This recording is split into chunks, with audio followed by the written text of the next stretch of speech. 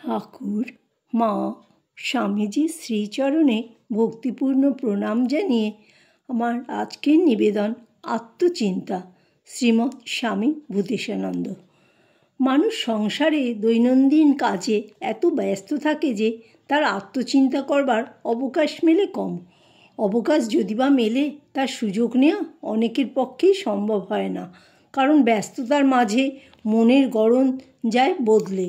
আমরা প্রায়ই বলি, সংসারী লোকের পক্ষে আত্মচিন্তা তথা ভগবত চিন্তা করা সম্ভব নয়, কিন্তু 1999 জনেরও বেশি সংসারের ভিতরেই আছে।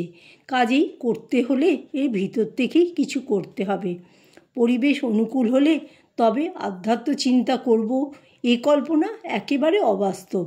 আমরা যে বলি সংসারের কাজে এত ব্যস্ত যে ভগবানের নাম করবার অবকাশ হচ্ছে না, তার কারণ হলো আমরা সংসারের কাজকে গুরুত্ব দিই আর ভগবত চিন্তা করাকে নিতান্ত গৌণ বলে মনে করি। ভগবানের চিন্তা না করলেও দৈনন্দিন জীবন আটকে থাকে না। দিন যেমন চলবার তেমনি চলে। অনেকেই ভগবানের বিশ্বাস করে না, তাদেরও দিন কাটাতে কোনো অসুবিধা হয় না। বেশ একটি গল্প আছে। এক ভক্ত মুসলমানের নিয়ম ছিল, অভুক্ত কোনো ব্যক্তি একবার ভগবানের নাম করলেই সে তাকে খেতে দেবে। এই রকম বহু অভুক্ত লোক তার কাছে এসে একবার ভগবানের নাম করে খেতে বসত। সারাদিন না খেয়ে দিনান্তে একটি লোক এসে একদিন ওই গৃহস্থের কাছে খেতে চাইল। ভক্ত বলল, ভাই, আমাদের নিয়ম মতো একবার তুমি আল্লাহর নাম করো, করেই খেতে বসবে। ক্ষুধার্ত ব্যক্তিটি বলল, আমি তো আল্লাহর নাম করি না, আমার বিশ্বাস নেই। গৃহস্থ অনুরোধ করল, বিশ্বাস থাক আর না থাক, একবার নাম করো। ক্ষুধার্ত উত্তর দিল, বিশ্বাস নেই অথচ নাম করব, এ কপটতা পারবো না। তখন গৃহস্থ বলল, কি করব তাহলে? আমিও তোমাকে খেতে দিতে পারবো না। অভুক্ত লোকটি না খেয়ে ফিরে চলে গেল।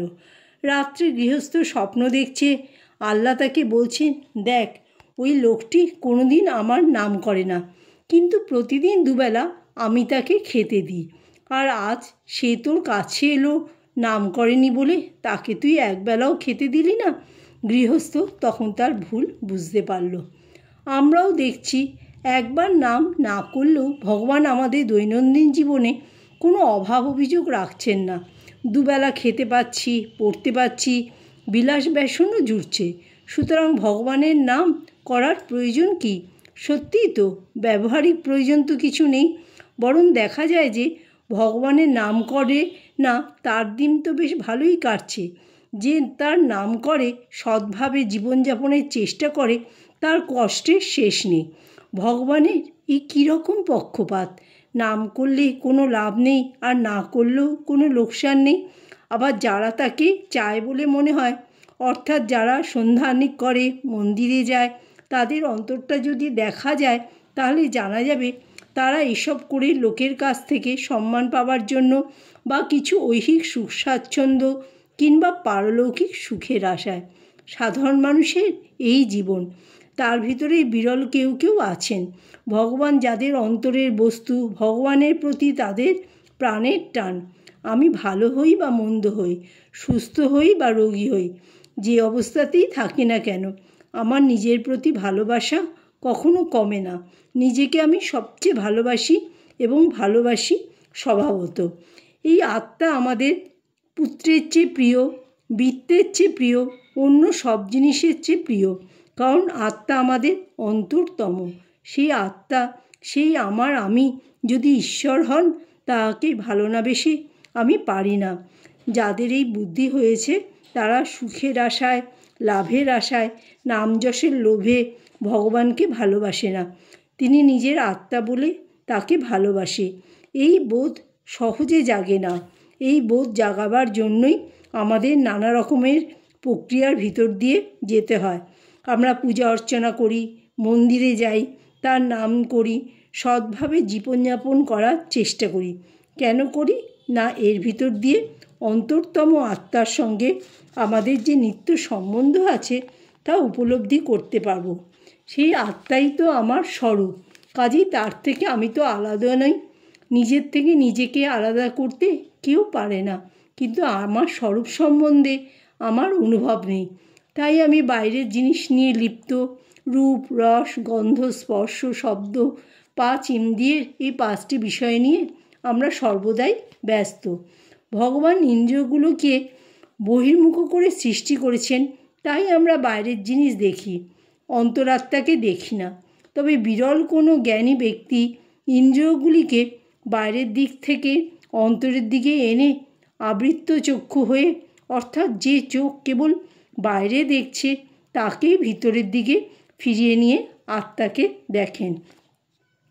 আমাদের সকলেরই অমর হবার আকাঙ্ক্ষা আছে। আমরা সবাই বেঁচে থাকতেই চাই। রোগ হলে ওষুধ খাই, পুষ্টিকর আহার গ্রহণ করি, আরও নানাভাবে চেষ্টা করি শরীরকে সুস্থ, সবল এবং দীর্ঘজীবী করবার জন্য। কিন্তু সকল চেষ্টাকে ব্যর্থ করে ইচ্ছা হোক বা নাই হোক, কাল একদিন জোর করে এই পটভূমি থেকে আমাদের সরিয়ে নেবে। এর হাত থেকে কারো নিষ্কৃতি নেই। এ সত্য আমরা জেনেও এড়িয়ে চলতে, ভুলে থাকতে চেষ্টা করি। যদি কখনো মনের অন্য সব ক্রিয়া বন্ধ হয়, মন শান্ত হয়, তখনও যদি কেউ শেষ পরিণামের কথা মনে করিয়ে দেয়, আমরা বলি যে মনটাকে এরকম করে উদাস করিস না, পাছে মনটা সত্যিই সংসারে উদাসীন হয়ে পড়ে।